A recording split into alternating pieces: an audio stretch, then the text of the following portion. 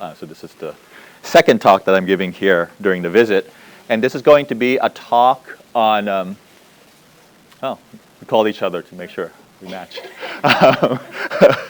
You distracted me for a second. This is a talk that I don't usually give because I gave the talk yesterday on my own personal work that I actually collect the data and do all sorts of stuff. But this is a collaboration with a graduate student. So this is one of my graduate students' dissertation work. And so it's going to be a little bit different in that way. But it's going to be looking at the maintenance of polymorphism, color polymorphism in this fish, Phocilla pare, which is a close relative of guppies, where they have, as the name implies, 5 morphs coexisting. So yesterday I had this slide because a lot of us are interested in biodiversity, and we know that evolutionary processes like natural selection is important in generating this diversity. But to generate this diversity, the other side of the coin, or an important component of that, is the fuel to move things forward. And the fuel to evolve and for evolution to happen is genetic variation, or variation to begin with. And so today, my talk is going to be mostly focusing on variation and how that's maintained in wild populations. So for the past few decades, the major focus in terms of variation has been understanding the maintenance of genetic variation in quantitative traits. Great examples include variation in beak size in Darwin's finch, which is subject to selection. This is a histogram just showing the variation in beak size across in a single population from small to large finches. Variation in color patterns in guppies, which is subject to sexual and natural selection. And of course, we know variation in skin color in humans, that we see this every day around the room. We know that things like variable selection in space and time can maintain variation. So for instance, in the Darwin's finch example, this is beak size here, beak shape, and through time on the x-axis here, selection actually changes so that different traits are selected for in different years. And this results in this variation in temporal selection, in this case, can result in the maintenance of genetic variation, despite the strong directional selection. And other factors that we know can maintain variation in the wild include mutation selection balance, stabilizing selection, frequency-dependent selection, and negative pleiotropy, antagonistic negative pleiotropy. The other kind of variation that has received a lot of attention, not as much as the quantitative variation, are these discrete variations where you have distinct, qualitatively different forms coexisting. And one way this is maintained that we know is through conditional polymorphism, meaning that the condition of the individual, probably when it was still small and developing, can dictate the kind of traits it develops. So for instance, in dung beetles, you have horned and not horned individuals, which is probably driven by their conditions as they develop. Or in horseshoe crabs, you have different mating strategies, satellites versus kind of territorial males, given their condition as they develop.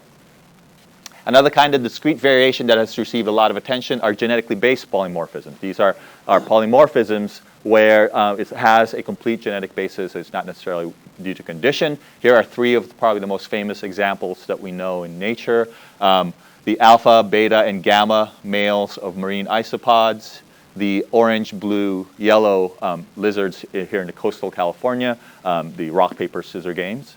And of course, for the bird lovers out there, the ruff, which has a black territorial male, a white satellite male, and a female mimic sneaker male. All 3 polymorphisms, all 3 forms coexist in one site in nature, and they persist through time. And probably in all these studies have in common the process that seems to drive the maintenance of this polymorphism is frequency-dependent selection. So here's just an example in this great work by Cinervo, looking at the maintenance of the orange, blue, and yellow form. They know that the dominant orange beats the blue, that's territorial. In turn, the blue beats the sneaker yellow, and the sneaker yellow beats the orange, so that the fitness of a particular phenotype depends on the abundance or relative abundance or frequency of the other phenotype. So for instance here, if yellow is common, blue ones do better. If blue is common, the orange do better. And if orange is common, the yellows do better. And what that results then is this cyclical frequency dependent selection, so that the abundances of each form cycles. As one goes up, the other goes down. And as one goes up, the other goes down. And so they're maintained in nature by this kind of frequency-dependent selection so that all three forms can persist. And in a given time, one may be more abundant than the other, but the net product is that the three can coexist and not be driven to extinction so that you have one strong phenotype. And in most of these studies and some theoretical work, it seems to be that 3-morph is the stable polymorphism that can persist. Beyond 3, it's a lot harder. Just like the rock, paper, scissors game, you can play rock, paper, scissors, but beyond rock, paper, scissors, it's a lot harder, right? You have what's that in the Big Bang Theory, rock, paper, lizard, Spock, or whatever. But 3 seems to be the stable form that can coexist and that can be balanced by frequency-dependent selection. So what I want to talk about today then is how can other kinds of polymorphism persist in nature? One that's more than 3 morphs, so you don't have this clear rock, paper, scissors game strategy happening, and where you don't see this dramatic cycle of morph frequency that we just showed you in the lizards of California, the rock, paper, scissors game. And ultimately, we want to understand how this discrete genetic polymorphism can persist in nature, especially when there's more than 3 morphs coexisting. And the player here for this study is that we are looking at the single species of fish, Bacilla puree, where it has 5 morphs. Rather than 3, it's got 2 extra morphs. You have the red on top, the yellow, the blue morph, and a striped morph, and just a drab-looking gray morph. All 5 morphs coexist in the same habitat. And so what we want to address is how can these 5 morphs coexist when the stable situation is typically 3, and frequency-dependent selection driving the coexistence of these species, of these forms. And I also want to make sure that I acknowledge the person who did 99% of the work, my graduate student Jorge, who I usually work on birds, so he kind of brought this project to the lab and we collaborated on it, but he really did the grunt work and laid the foundation of this study. So when I say we, I should really say he, but I'll say we anyways. So as I said, these are pentamorphic forms. Here's a female, just for comparison. They're also kind of drab-looking, grayish, silvery, but grayish brown. They're freshwater fish, just like the relative to guppies. That's well studied, the one that I just mentioned in that first slide. They're found in Guyana and Venezuela. They're just like other guppies, they're live bearers, and males don't show any parental care. They don't defend territories. So the young develops inside the female. Males have a modified intermittent organ called the gonopodium. It's basically an anal fin that has evolved to be a sperm delivery organ, like a penis, basically. They occur in mixed schools with no territories, and they also school with guppies, the Placilla reticulata, where they're found, and other poecilids. Their primary predators are cichlids and birds, and what we really want to kind of focus on is the polymorphism, although all this natural history of this group is going to come into play in terms of understanding where they came from. So what's been known? So a pedigree analysis, basically a genetic analysis, shows or suggests that, actually shows, that the color polymorphism is basically sex-linked, Y-linked. These are XY system vertebrates. So for instance, in this pedigree, here's a male mated with a female. All the male sons are red. And in this case as well, if this female is mated with a striped form, all the sons are striped. If this female is mated with a blue form, all the sons are blue. Here's a daughter that was mated with the gray form, all the sons are gray. So whatever the color of the father is, that's the color of the son, regardless of the origin. And so what that suggests really or indicates is that this is a simple Y-linked trait that is genetically based in a simple inheritance. So we know that part at least. But what about their frequency? So this is combining surveys done in these freshwater ditches from 2002 until we took over in 2008 and 7, 8, and 9, looking at the frequency of each morph. And the striking thing here to really see is that the red and yellow morph are always rare. They're not the most common morphs across years, right? And then the other forms are, like the gray form and the striped form, are more common. So to start, we don't see the cycle that we see, for instance, in the rock, paper, scissors game with the lizards. You don't see one year the red being common, the next year rare. They're always rare, and it's always the gray one is always the common, and the striped one is always the common. So it doesn't seem to be at least as straightforward as that frequency-dependent selection tracking each other that's maintaining the variation here. So there must be something else going on top of a possibly frequency-dependent selection. So that's the kind of the start of the project. So what we wanted then to look at is the following. Could it be that different stages of sexual selection favor different male morphs so that they can be maintained in a population because each one is doing something different and capitalizing on different aspects of sexual selection? Could it be that predators are offsetting any mating advantage from sexual selection so that if you're an attractive male, you're getting dinged in the population and your frequency goes down? And finally, could there be spatial variability in the environment so that as you go from different parts, different microhabitats, you might have different things selection is favoring, different color forms. So in totality, these processes may be operating so that you can maintain 5 rather than just 3 color forms. So the first thing we wanted to test, which is the standard way folks do this in guppies, is test for sexual selection precopulatory female choice by creating an arena. So here's a little aquarium where males are housed in separate compartments. They can't see each other, so we try to avoid male-to-male competition or interaction. Females are on the other side, and the time that the females spend with each of the color form is an index of her preference. And other studies, including ours, which I'll show in a bit, indicate that the time the female spends with the male is correlated with whether she's going to mate with that male or not. So as an assay of female preference, we're going to use the time the female spends with the male after we raise this cover to allow her to choose, freely choose among the males. So we basically placed each of the color form in each one, and then one of the compartments is a female to control for schooling, in case a female just wants to hang out with another fish rather than actually choosing a mate. So we had a 6th treatment there. And as I said, the time that she spends with each of the cubicles is a measure of female preference. And basically, we tested females twice, once after, in the beginning and then 24 hours later to test for repeatability. How repeatable is her association or her preference? And we switched the males out in every trial to avoid pseudo-replication so that we had different stimuli, set of stimuli across each experiment.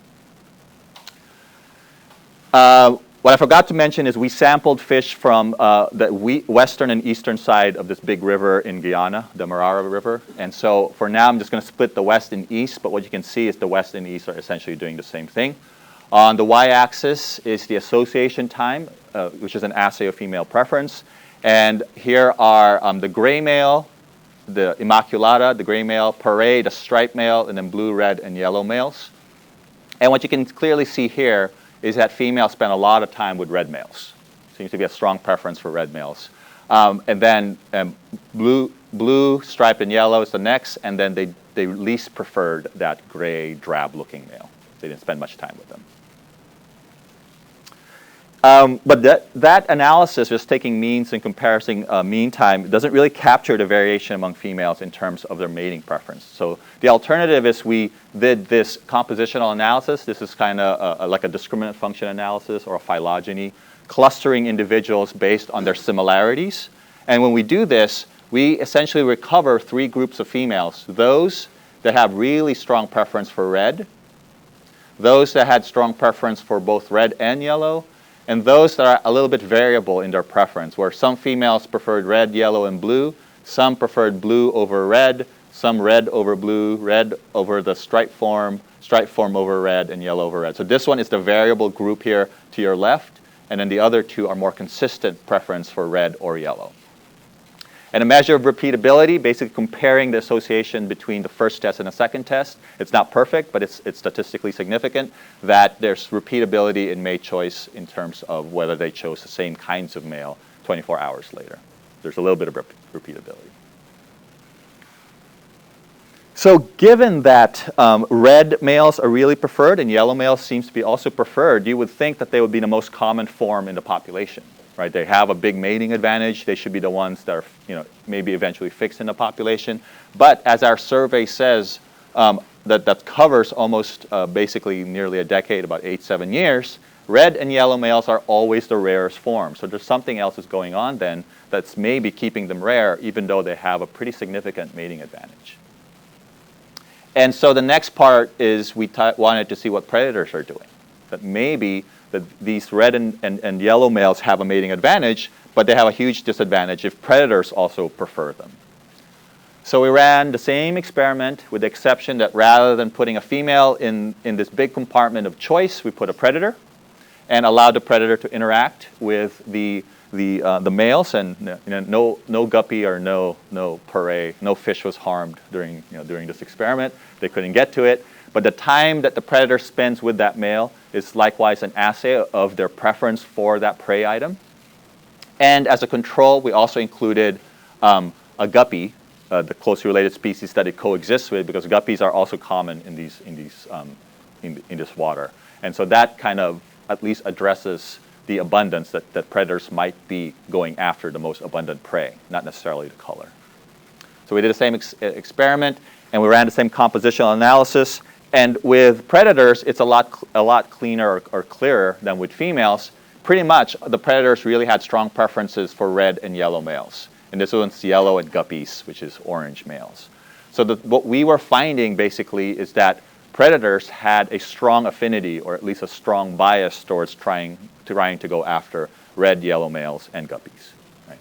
And especially red males, as you can see from this composition analysis. And in fact, from our surveys, because we sampled 30 microhabitats, 15 on the west and 15 on the east, and there was variation in the abundance of frequency of predators. And what we found is that the frequency of predators negatively predicted the frequency of some of the morphs. And in fact, in habitats with lots of predators, there was an association that there were fewer red males and fewer yellow males in those habitats. So we do see at least a natural pattern that's consistent with that hypothesis, because the more predators you have in these microhabitats, the fewer red and yellow males there are. So there seems to be at least this variation that's consistent with our experiments. You don't see the same patterns with the other kinds of males, Immaculata, Paré, blue, and females. So this is again consistent with our experiments. So it looks like red, yellow males, and in some ways blue males do okay with females, female choice, but then the red and yellow males are paying a cost because they're being attacked more, or at least preferentially attracted by predators. So the next thing we wanted to look at, the next obvious thing to look at is male-to-male competition. We know that pre-copulatory sexual selection can be essentially driven by females choosing certain males, or it could be males competing for access to females independent of female choice. So we wanted to look at intersexual competition because in our experiments, we did not allow the males to interact because that barrier was opaque.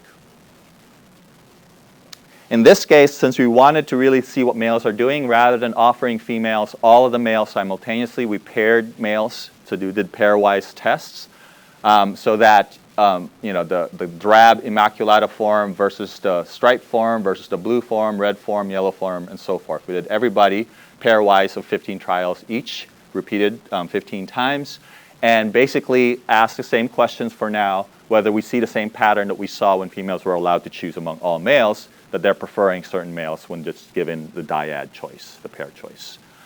And to do this, we just looked at the time spent with male number 1 versus male number 2 as a preference, so that if it's a positive number, they prefer the first male. If it's a negative number, they prefer the second male in these experiments.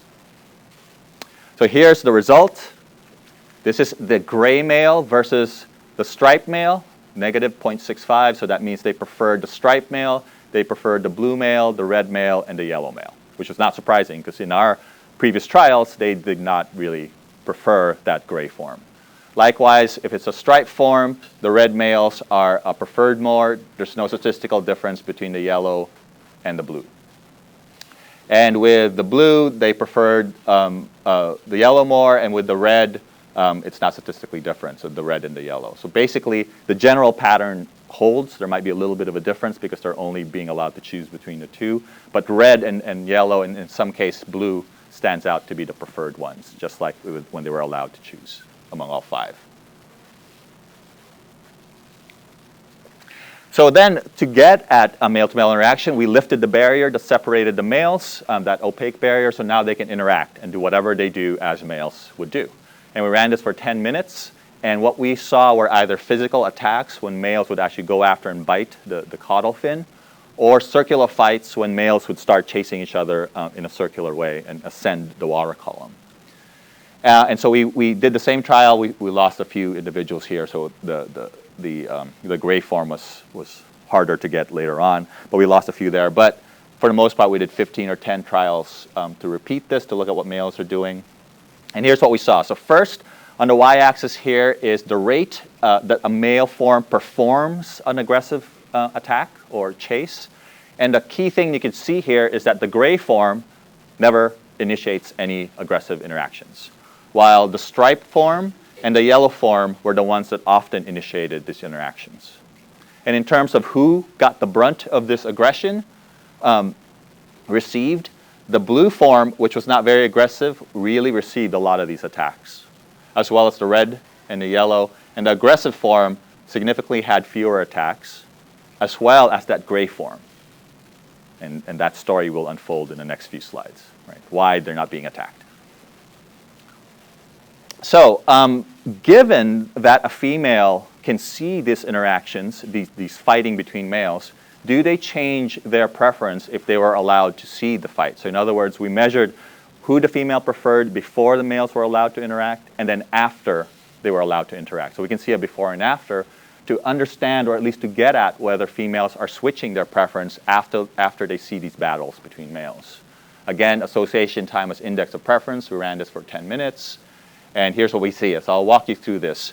Again, male number 1 versus male number 2 here on the y-axis. This is for that gray fish.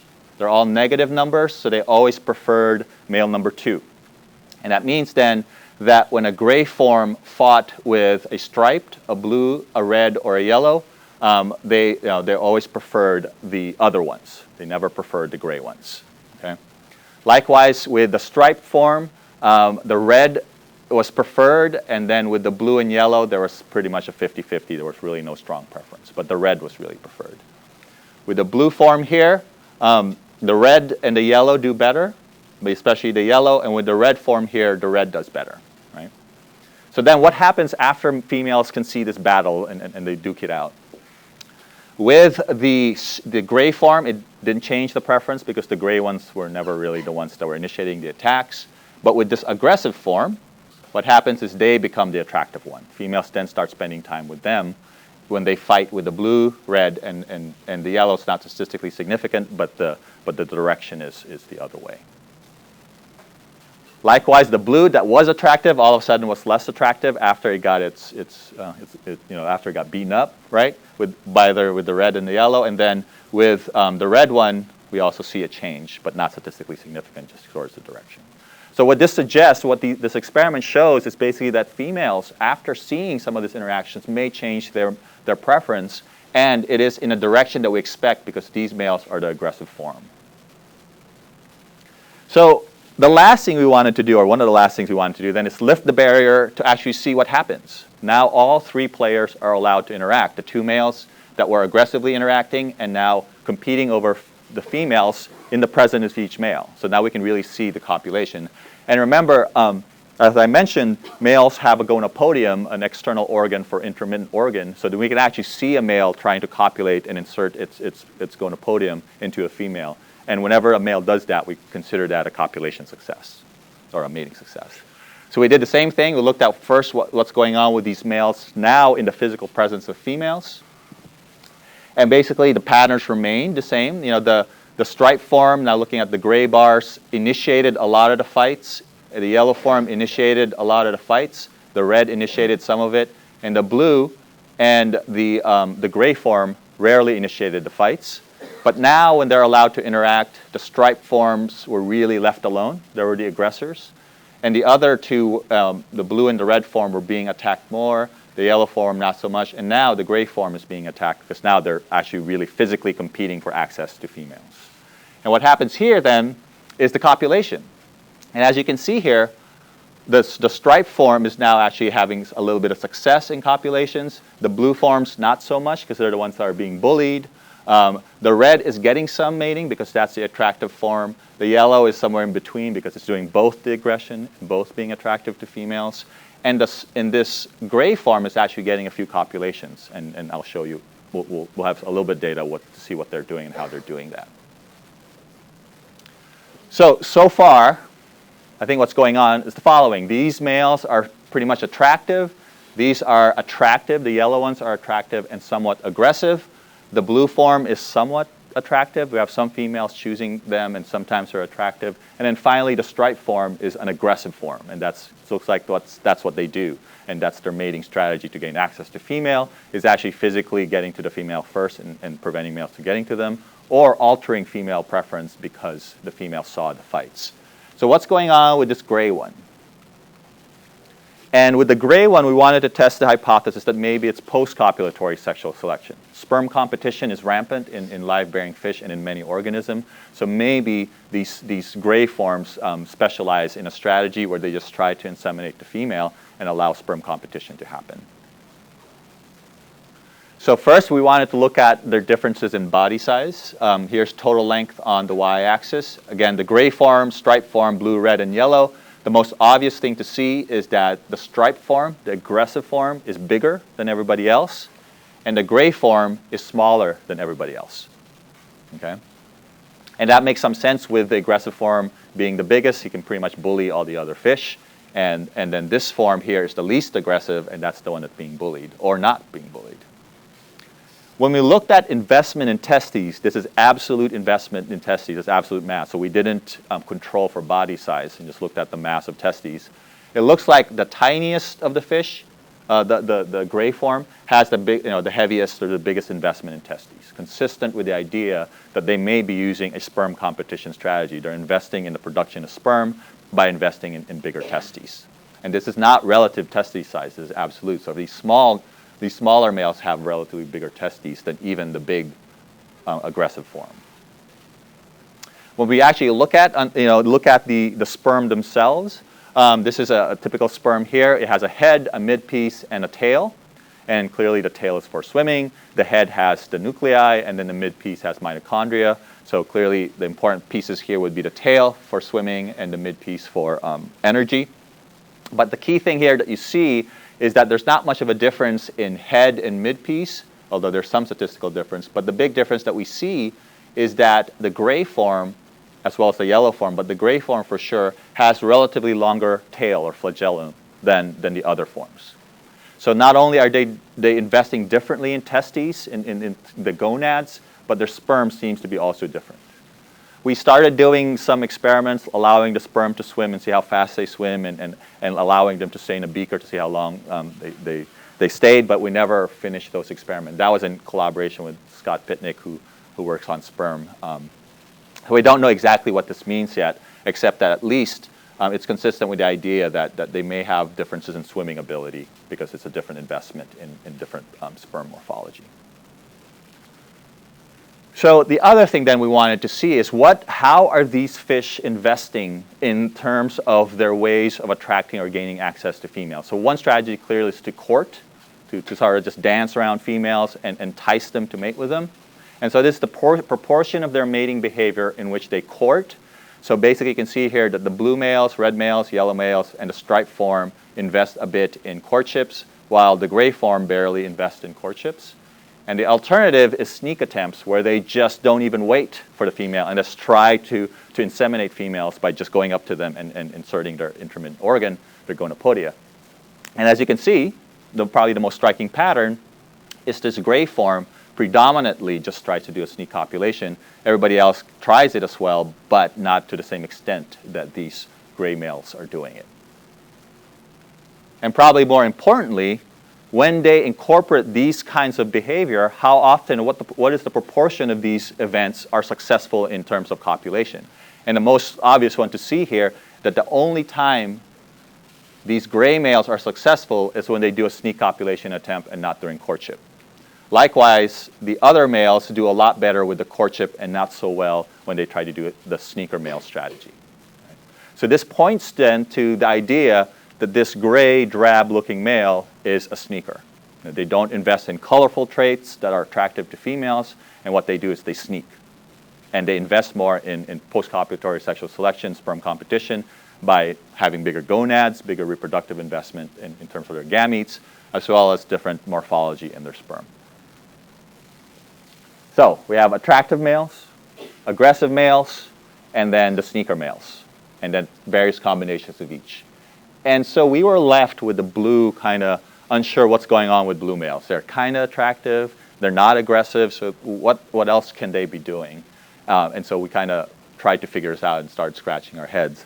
And so what we wanted to see then is that maybe there's variation in the signaling environment in nature that could lead to these males being attractive sometimes and not so attractive in other times. In other words, in nature, these individuals are interacting in a complex environment, not in an aquarium with perfect white light, so that the perception of each of the male morphs may change so that sometimes they may look attractive and sometimes less so.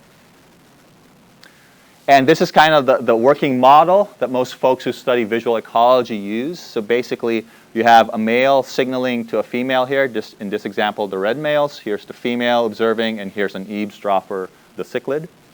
And so basically, what the observer receives or perceives is an interaction between the light source that's coming down from basically the sky into the water. And unlike other, very few organisms, they have to rely on an external light source to illuminate their signal. So light comes down, the property of the signal itself, so light bounces from that. So here the red wavelength bounces from this fish to the female. And essentially then, the other two things that's important is the background against which the male is being observed by the female, and then the sensory properties of the females themselves, because we can't assume that these fish see the world the way we see it. Most of the interactions between conspecifics happen in pretty shallow parts of the water and in close proximity. So in these models, we didn't worry too much about the actual transmission of light into the water column. So here is using a portable spectrophotometer looking at male color and female color. Female is the light gray here. On the y-axis is the proportion of the light that's being reflected, perfect white light. Here's wavelength going from ultraviolet to blue, to yellow and green, to red. And females, as you would predict, is flat, so they're gray. Likewise, the stripe form, at least in the non-stripe portion, is also gray. And that sneaker male looks like a female, basically, in terms of his color, right? Very flat. The colorful males is not, unexpected. Blue males have a peak in a short wavelength, the red males in the long wavelengths, and then the yellow in the medium, plus an ultraviolet peak, which is common in a lot of yellow colors in nature. This is, an average of the light coming down and of the background, which is not very informative because you're taking the mean and you're getting rid of the variation, but I thought I would just show it. Ambient light color. This is lambda p50, which is the proportion of the spectrum where you split your spectrum in half, so that you can think of it as the most abundant wavelengths. It's not statistically different. It's rich here somewhere in the middle, and they're both the same between the east and the west. The background is a little bit different between the east and the west, and this might be important later on, and I'll discuss how, where the west population seems to be shifted more towards the medium to the long wavelength than the eastern population. And again, I'm going to break down this variation to see what it actually means or potentially means to observers. So we don't know how these fish see, so we collaborated with Ella Slow at Cornell to do microspectrophotometry. So basically, we took the eyeballs out, we harvested eyeballs and used a tiny, tiny spectrophotometer and shot rays of light in it to see which is the maximum absorbance, what these fish are sensitive to in different kinds of cones. And what we found was a far more complex story than we originally thought it was going to be. Humans have 3 cones. Most birds have 4 cones. It turned out that these fish have a lot of cones. And so we kind of, was a little bit perplexed and I'll talk a little bit about how we model this later on. But the most common ones are the single cones in ultraviolet and short wavelength, shown here. Here is the relative absorbance, or you can think of it as sensitivity to a particular wavelength of light, going from short wavelength to long wavelength. So they have the ultraviolet here, the blue short wavelength here, and then they have medium wavelength cones and long wavelength cones. So they have 2 kinds of single cones shown there on top, but they also have double cones where 2 cones are fused. And those have a mix of medium and long, and 2 longs, right? And as of now, people don't really know how these things interact, how these double cones and twin cones interact. So for our purposes, and we just basically assumed that they independently were doing something in terms of perception. Okay.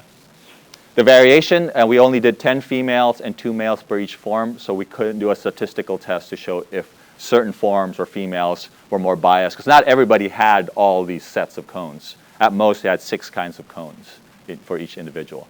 So we need to do a bunch more samples to really get at the distribution of these cones, and for now, we can't speak to that. So we modeled this basically trying all sorts of combinations of 6 cones to see what females and other males might be perceiving.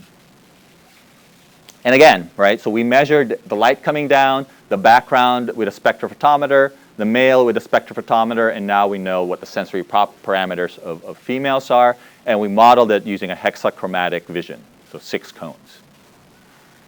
And I can talk to people about how that's done if you're interested. So on the y-axis here is how an individual can perceive a signal, a color contrast, delta S, or basically a value of 1 means an individual can perceive the difference between 2 objects. Value smaller than 1 means they're basically seen as the same color. So probably the most striking pattern that we see here is that blue and red is the one that stands out the most as females would perceive them. Then yellow, and then the rest of them is kind of a little bit lower, including females and the striped and the gray form. Okay? But these are means, so it may not be that meaningful if we want to kind of test to see how the variable environment could be affecting how males are perceived. So what we did is we sampled 30 sites, and at each site we looked at which of the males stood out the most, and then which of the second male that stood out the most. So here on the y-axis is the difference between the most conspicuous male and the second male that was most conspicuous, the number 1 and 2 ranking male in color, right? And so for instance here, in eastern population in site number 1, blue males were most conspicuous, and then yellow, and the difference between them was 7 units. So it's really significantly different. And in this example here in site 3, red males were really different from the next one, which is the yellow males. So these are the top 2. But what you can see from these graphs here, or these plots, is that sometimes red stood out the most, sometimes blue stood out the most, and a lot of times yellow was second in terms of ranking. But the main take-home message here is that the visual environment is actually variable throughout these microhabitats, so that sometimes blue males are more colorful or more obvious than red males. And in guppies, folks have done this test that this conspicuousness, this ability to stand out from the environment, is related to male attractiveness. We haven't done that for our species, but it's intuitive to think that the male that stands out from a busy background will be the one that females would be kind of attracted to. And part of this, because if you look at it, even though red and blue males seems to stand out, you can see some weirdness where, like in this Western populations, yellow stand out more than in this population. So there is some variation. And it actually goes back to this difference in the background, not in the ambient light, because in the eastern population, you have backgrounds that's rich in this area here, and in the western, you have background that's rich in this light area. So for instance, blue males would really stand out because this area here, short wavelength, is not as abundant in other populations, and yellow would stand out because the ultraviolet region is rare or not as bright in these backgrounds, and so you get yellow males also standing out. Right? So the variation seems to be in terms of perception, or at least possible perception. We don't know what females and males do after light hits the retina. But the possible perception seems to be different because of the color of the visual background. We did the same with modeling guppy, the major cichlid predator. We don't have the actual microspectrophotometry data on our species, but other closely related cichlids that are found in the same rivers and tributaries turns out to be trichromatic, so they only have 3 cones. So we modeled how these fish pentamorphic forms can also be seen by their predators. And it's not a surprise. It turns out that the blue and the red are also the ones that stand out the most.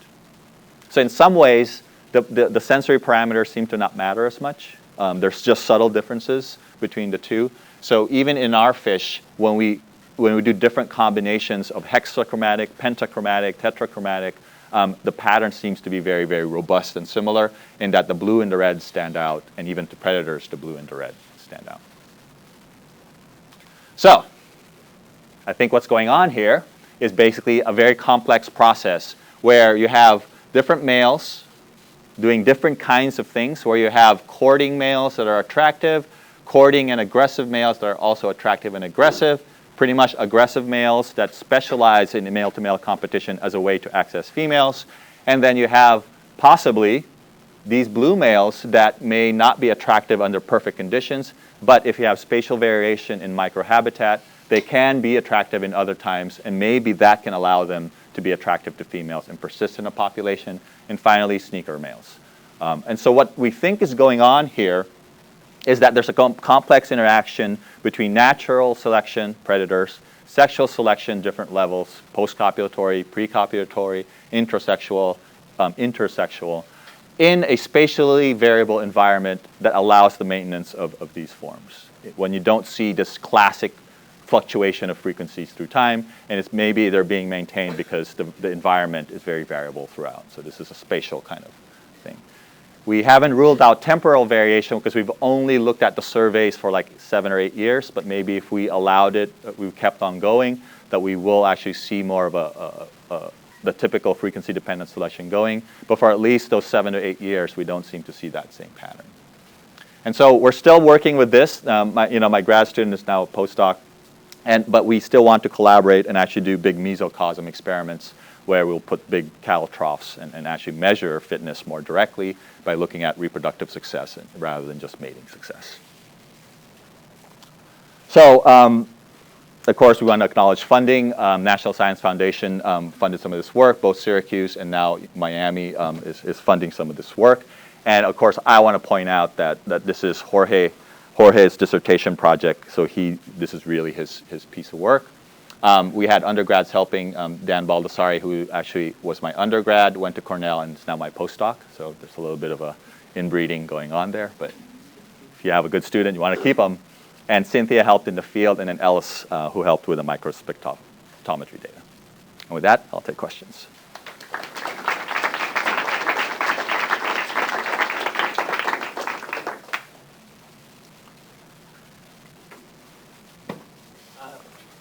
Variation in preference for females for the different colors, even though most of them preferred red or yellow. Mm-hmm. Do you have any idea sort of about where those females, the pedigree of those females, and whether or not that affected? Yeah, these are wild-caught females. So we don't... the unfortunate thing about these fish, and this is a lesson with a battle with Ayakuk, so guppies are awesome in that they would breed pretty much if you put them in a glass of water. I mean, they're just like doing these things.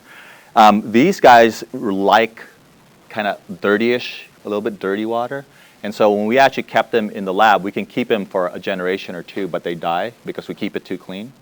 So we try to keep it dirty, but then Ayakuk comes in and says, you can't do this because it's against the rules. And eventually, we couldn't maintain the population. We were trying to do multiple generations to see exactly what you said, as well as sperm competition and using individuals where we knew the history, but they were just so hard to keep in the lab. So we ended up basically keeping them and running tests, and then if we run out, we have to go back to Guyana and collect some more. So unfortunately, we don't have that information.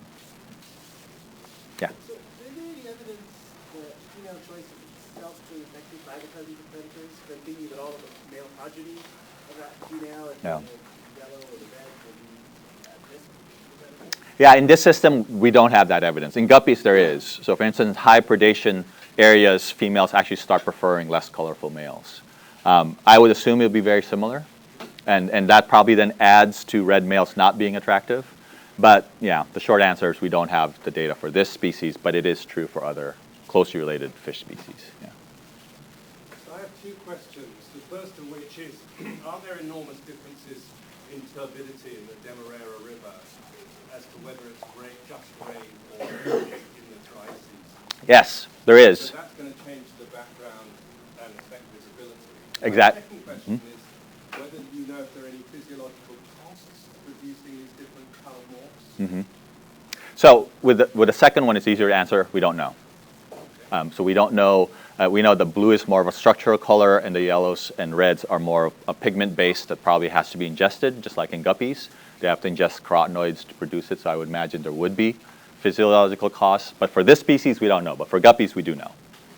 And then the first one, there is a difference during wet and dry season, and also between before and after the rain. So we took our measurements after things settle down. They quickly, when it rains, things get churned around, and then after, literally pretty quickly, they start clearing up and sitting in the sediment. And those were the measures we did. Now, conceivably, they could still be mating and interacting when it's really turbid right after a rain. But a lot of the field observations, the preliminary field observations that we saw, there were a lot of matings going on when it was clear. But of course, we can't see it; it's turbid, so that's could be biased. But at least we know that these interactions are happening. But you're right. And in the dry season, water levels are a lot lower than during the wet season, so that could also affect it. So we did the field component during conditions that were the wet season when the water levels were higher, and after in calm periods, not immediately after rain. Otherwise, everything will just be washed out, because it's so turbid. So maybe visual signals in that case won't even matter. Yeah. I was wondering about whether or not, so you showed that there was variation in sort of the visual environment across wherever you measured it in the river. Is there variation in the visual system for these guppies in different parts of the guppy? Guppy speed, yeah. Guppy-like. We don't have enough, so we, the microspectrophotometry work is hard to do, and basically, we have to bring them in, keep them in the dark overnight, and then sacrifice them immediately so that they're dark adapted. So when we did this, we only did about, if memory serves me right, it's like 10 females and a couple of males per color form. And we not in enough populations. So now in retrospect, now that we know there's this variation, that should be the next experimental design, where we would choose distinct light environments, even distinct predator regimes, and then look at whether there's differences in the expression of these cones. But that's, we didn't have that beforehand, and so let's do that. Yeah. Andy. Yeah, so whenever, different morphs that you can't really change your morphology much, different colors are sort of advantageous in different situations, the key thing can be situation choice behaviorally. And I don't know if does it seem even plausible, or have you seen things that would suggest that, blue ones go to places that make sense for them to go, and then red ones go to places that are active at times of the day, or in social groupings. Yeah. Like if you're not a good competitor, you avoid going to the big group. Any variety of those things. See any evidence of that, or can you even imagine trying to tease that out? Well, so we were interested in that, and we were, if we could have kept them in the lab, we were going to test the preferences under different proportions and different social conditions. So, for instance, we really wanted to test rare male effect, just like it is in its essence with the rock paper scissors. But unfortunately, we just couldn't keep them alive in the lab long enough where we can keep them in a situation where they would develop in a condition, let's say, one red male with 9 blue males or something to that effect, and see if they do something differently. We do want to do it, and I think you're right. I think the social conditions in terms of who's present, including predators, will really dramatically affect how a male should behave.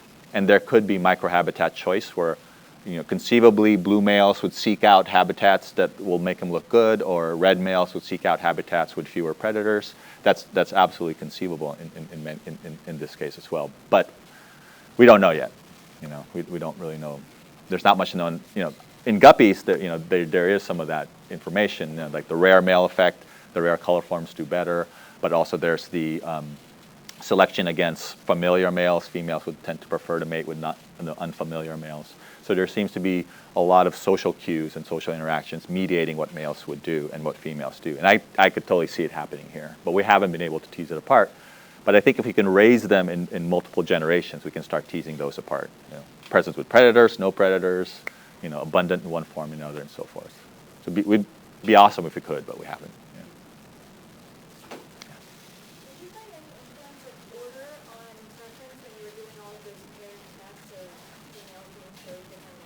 The paired ones? Yeah. Like if they saw red lines first or something? Yeah. One, two, So the way the arena is, the female is on one side, and then both males are together in front of her. So yeah, I guess technically we don't have the capacity to see where she happens to be looking because we just lift it up. Females were shown many different pairs of males, right? Oh, we only use females once. Oh. Yeah. So we didn't want to, do a pseudo replication of using the same female. So we would use a female, and she would be exposed to both males separated, and eventually that barrier lifted. We do that test, and then we would choose another female to do a different set of males and so forth. Yeah, sorry, I wasn't clear with that. Yeah. Alan? Does the river ever flood so that these fish kind of colonize puddles that have no predators? So- And then waste back in other things? So this is what's hard about this species. When you start going to rivers where it's really pristine, they drop out. And it's more Pasilla reticulata and Pasilla picta are more common. And so they seem to occur near man-made places more so. And even if you talk to collectors, they don't know where these fish come from. They seem to be in this kind of like weird places that as you go up following the mouth of the river, or not the mouth, the source of the river, you lose them. So we're really unclear what's going on and what they're doing in terms of colonizing. During the rainy season, when everything floods, they probably all get mixed together. And then during the dry season again, when it subsides, that big river is probably splitting all the tributaries and all the ditches and all these different places, for creating small pockets of populations that are temporarily kept apart. But I think every rainy season they all come back together. So that's the unfortunate thing is, unlike guppies and Pasilla picta, the other guppy species, I mean, they're easy to find as you go up to less disturbed areas. But these guys and we've talked to collectors because hobbyists love them because they're so colorful, and to have multiple morphs. And in fact, we were always getting contacted to buy it, and of course we couldn't sell it to them. Nobody knows where their sources are. Yeah. It's a mystery. All right, thank you.